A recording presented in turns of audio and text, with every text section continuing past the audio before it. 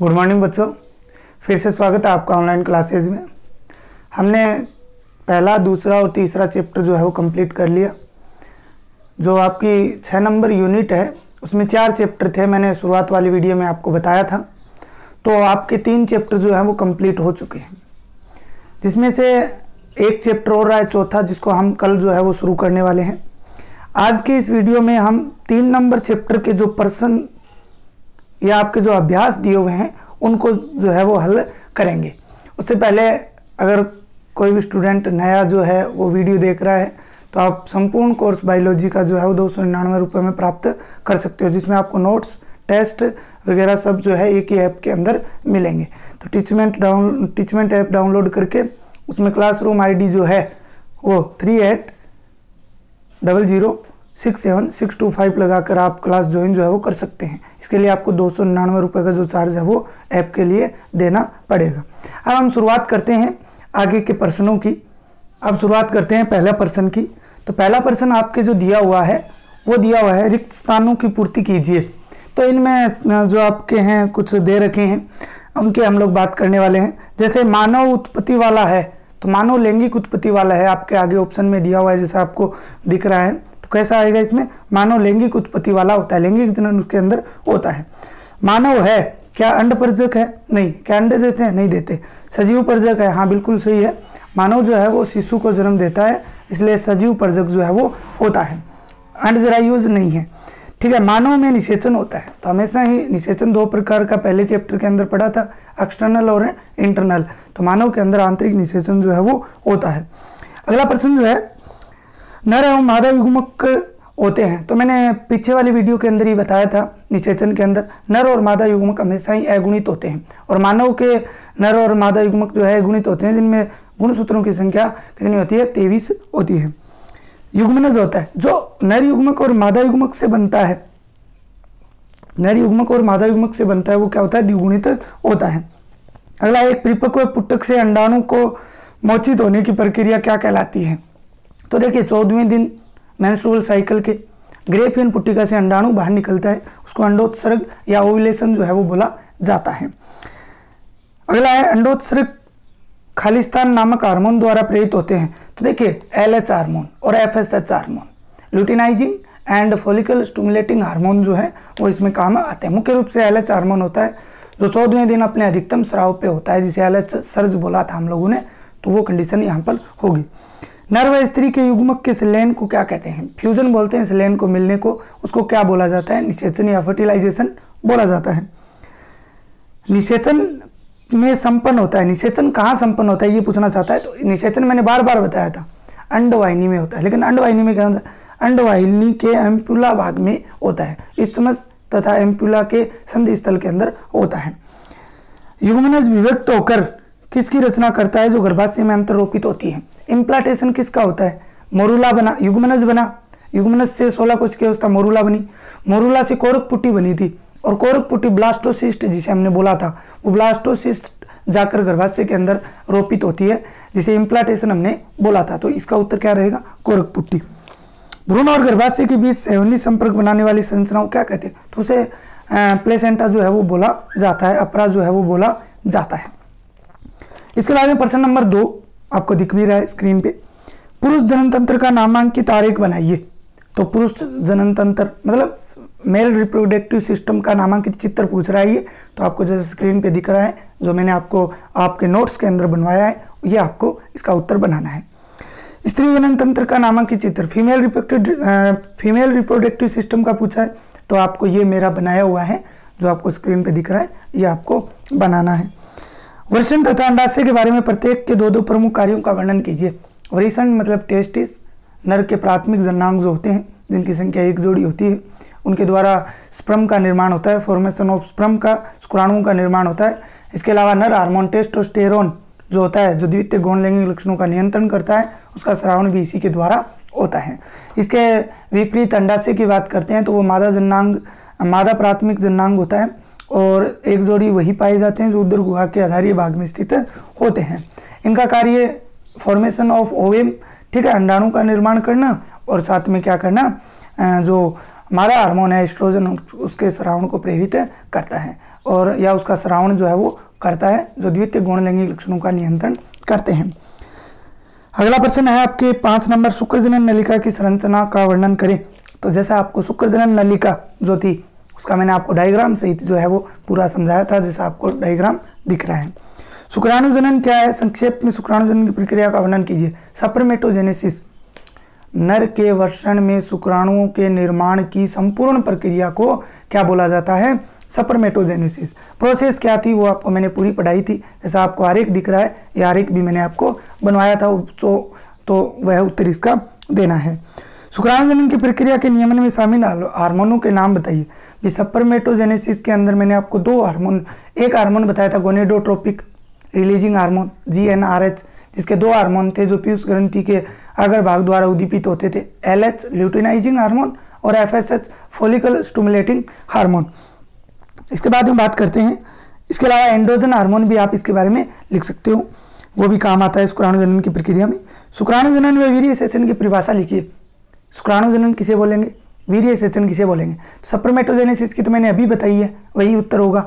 वीर्य सेचन, इनसेमिनेशन, नर के सेचन के द्वारा शुक्राणुओं को मादा के योनि में छोड़ना या संकलित करना ही वीर्य सेचन कहलाता है। ओके, इसके बाद में बात करते हैं शुक्रीय परदव्य या सेमिनल प्लाज्मा के प्रमुख संगठक क्या हैं, कि शुक्रीय प्लाज्मा किसका बना हुआ होता है। देखिए, प्रोस्टेट ग्रंथि और शुक्राशय ग्रंथि जो होती है उनके द्वारा जो पदार्थ बनता है उसे शुक्रीय प्लाज्मा कहते हैं, जो शुक्राणुओं के साथ मिलकर सीमन या वीर्य का निर्माण करता है, जिसके अंदर अगर हम लोग बात करें फ्रक्टोज है, इसके अलावा कैल्शियम, प्रोटीन, इसके अलावा अगर बात करें सेमिनोजेलिन, प्रोस्टागेलिन्स, ये उसके अंदर जो है वो पाए जाते हैं। तो ये उत्तर आप लोग लिख भी सकते हो, बाकी मैंने पूरे बता दिया आपको, नोट्स के अंदर लिखवाए हुए हैं। अगला प्रश्न है, पुरुष की सहायक नलिकाओं एवं ग्रंथियों के प्रमुख कार्य बताइए। तो सहायक नलिकाएं मैंने आपको करवाई थी, वर्षण जालिका करवाई थी, शुक्रवाहिनी करवाई थी, अधिवर्षण करवाए थे और शुक्रवाहक करवाए थे। उनके कार्य आपको जो है इसके अंदर बताने हैं, जैसा आपको स्क्रीन पे दिख रहा है, ये उत्तर आपको इसका देना है। अंडजनन क्या है? अंडजनन की संक्षिप्त व्याख्या करिए। तो ये प्रश्न तो बार बार परीक्षा में भी रिपीट होते हैं कि ऊजेनेसिस क्या है, डेफिनेशन ऑफ ऊजेनेसिस, और पूरी प्रक्रिया को समझाइए। तो मादा के अंडाशय में अंडाणु निर्माण की संपूर्ण प्रक्रिया को ऊजेनेसिस कहा जाता है। जैसा आपको आरेख दिख रहा है, ये आरेख इसका क्या है आपको बनाना होता है साथ में, और संक्षिप्त आप इसका वर्णन भी कर सकते हो। 13वां प्रश्न है, अंडाशय के अनुपस्थ काट का एक नामांकित आरेख बनाइए। तो मैंने आपको, जैसा आपको स्क्रीन पे दिख रहा है, ये आपको मैंने अंडाशय का नामांकित चित्र जो है बनाया था। इसके बाद में अगले प्रश्न की बात करते हैं। तो अगला प्रश्न आपके जो है वह ग्राफी पुटक का एक नामांकित चित्र बनाइए। यह मैंने आपको नहीं बनवाया, लेकिन अंडाशय का अनुपस्थ काट जो मैंने बनवाया था उसके अंदर ग्राफियन पुट्टिका मैंने बनाई थी, तो उसके अलावा आप वो देख सकते हो, या आपको एक डायग्राम और दिख रहा है, ये उसकी जगह बना सकते हो। निम्नलिखित के कार्य बताइए। 15वां प्रश्न जो है, निम्नलिखित के कार्य। पित्तपिंड का क्या? तो पित्तपिंड जो है कार्पस ल्यूटियम पीले रंग की संरचना जो आई थी वो प्रोजेस्टेरोन हार्मोन का स्रावन करती है, जो गर्भ को बनाए अंतः गर्भाशय स्तर को बनाए रखने का काम करता है। गर्भाशय अंतः स्तर, तो ये मेंस्ट्रुअल साइकिल की सभी घटनाएं इसी के अंदर होती हैं। अगर पिंडक एक्रोसोम, शुक्राणु के आगे टोपीनुमा भाग जो पाया जाता है, जिसमें सप्रम लाइसिन नामक एंजाइम होता है जो क्या करता है, अंडाणु की भित्ति को गलाने का काम करता है, तो ये निषेचन में सहायक होता है।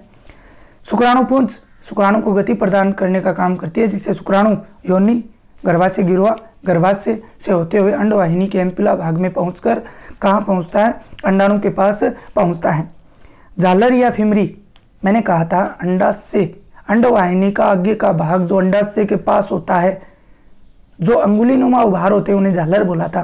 वो क्या करते हैं, अंडाशय से अंडाणु को ग्रहण करते हैं या अंडाणु को ग्रहण करने का काम करते हैं और आगे अंडवाहिनी में पहुंचाते हैं।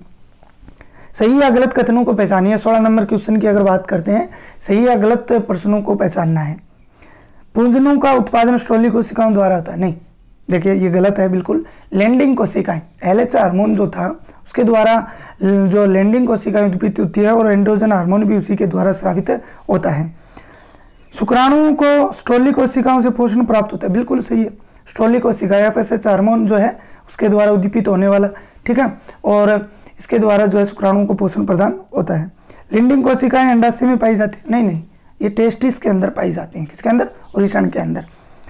लिंडिंग कोशिकाएं पूजनों को संश्लेषित करती है, पूजन का मतलब एंड्रोजन, ठीक है, और उसका कौन करती है, टेस्टोस्टेरोन भी बोल सकते हो, जो किसके द्वारा होता है, तो इसी के द्वारा होता है। तो बिल्कुल सही बात है, ये 1 नंबर वाली गलत थी, ये सही है।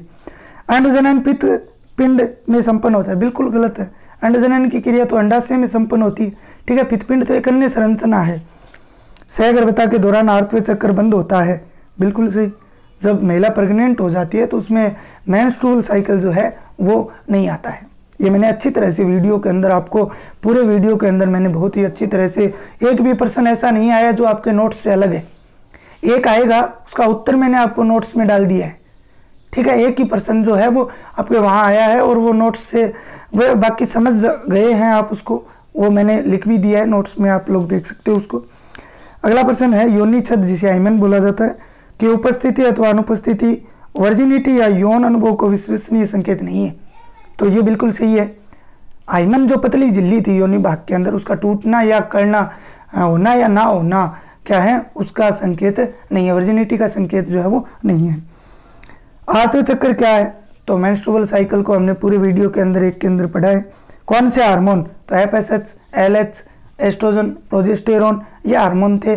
पूरी हमने जो आपको दिख रहा है पीछे, ये मैंने जो है आपको समझाया भी था पूरा वीडियो के अंदर, ठीक है। ग्राफ हार्मोनिय नियंत्रण का जो ग्राफ था।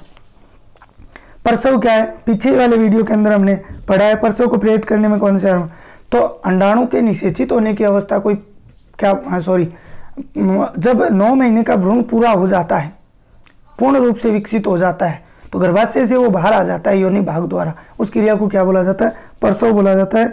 और इस क्रिया में काम आने वाले जो हार्मोन है, तो ऑक्सीटोसिन हो गया, कार्टिसोल हो गया, एस्ट्रोजन, ठीक है, कार्टिसोल हो गया एक ऑक्सीटोसिन हो गया, रिलैक्सिन हो गया, ये हार्मोन जो है वो इसमें काम में आते हैं। इसके अलावा एस्ट्रोजन भी आप लोग लिख सकते हो।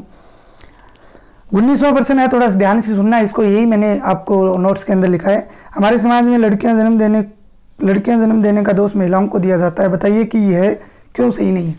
बिल्कुल सही नहीं है, क्योंकि महिलाओं का इसमें कोई रोल नहीं होता है कि लड़का होगा या लड़की, इसके लिए केवल और केवल नर जो है वो जिम्मेदार होता है। कैसे होता है वो, इस प्रकार से होता है कि जो लिंग गुणसूत्र होते हैं, नर के अंदर XY होता है और मादा के अंदर XX होता है, ठीक है।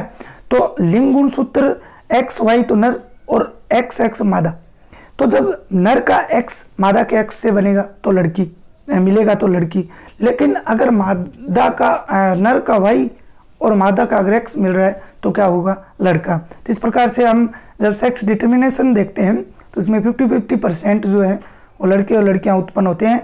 लेकिन जब हम ये देखते हैं कि लड़का और लड़की का निर्माण किससे हो रहा है, तो उसमें केवल और केवल कौन जिम्मेदार होता है, वो होता है नर। उसमें मादा का किसी प्रकार से कोई रोल जो है वो नहीं होता है।